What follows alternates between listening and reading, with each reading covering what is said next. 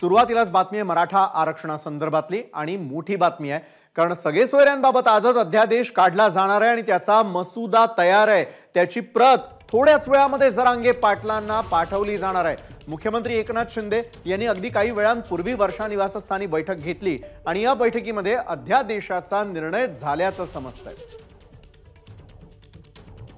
अल्पेश करकरे आपले प्रतिनिधी या संदर्भात अधिक माहिती देतात। अल्पेश, खरतर जरांगे पाटलांनी उद्या सकाळी 11 वाजेपर्यंतची मुदत दिलेली होती, तर दुसरीकडे मात्र अगदी काही क्षणामध्ये अध्यादेशाचा निर्णय जो आहे तो पोहोचणार असल्याचं कळतंय। काय सविस्तर माहिती आहे या संदर्भात?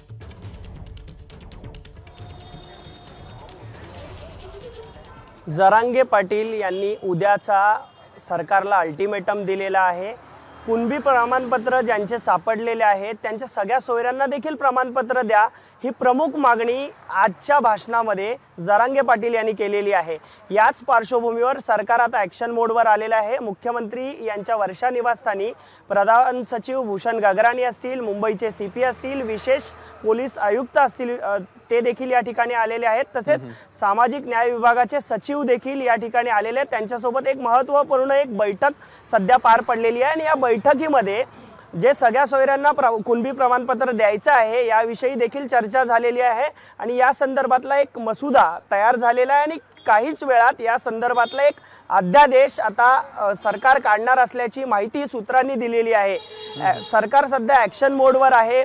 आपण पाहिलं तर मनोज जरांगे यांनी विविध मागण्या केलेल्या आहेत। याच संदर्भात आता सध्या मुख्यमंत्री हे संबंधित अधिकारी असतील त्यांच्याबरोबर चर्चा करतायत आणि त्यातलीच एक प्रमुख मागणी होती ती सगळ्या सोयऱ्यांना कुणबी प्रमाणपत्र द्या। याच पार्श्वभूमीवर आता चर्चा झालेली आहे आणि काहीच वेळात या संदर्भातला अध्यादेश देखील निघेल आणि तो अध्यादेश थेट आता मनोज जरांगे यांच्यापर्यंत पोहोचवला जाईल आणि यानंतर आता मनोज जरांगे नक्की काय निर्णय घेतात हे देखील पाहणं महत्त्वाचं ठरणार आहे। मात्र मनोज जरांगे आणि मराठा समाजाचे जे आंदोलक आहेत त्यांना मुंबईच्या वेशीवरच म्हणजेच आज वाशी येथेच त्यांचं हे सगळं आंदोलन आहे ते थांबवण्यासाठी सरकार प्रयत्न करतंय आणि आजच या संदर्भातला अध्यादेश आणि निर्णय हे मुख्यमंत्री घेणार आहेत अशी माहिती मिळते। त्यामुळे आता मराठा आंदोलक मुंबईत येतात का हे पाहणं महत्त्वाचं ठरणार आहे। मात्र राज्य सरकार सध्या ॲक्शन मोडवर असल्याचं आपल्याला पाहायला मिळतंय।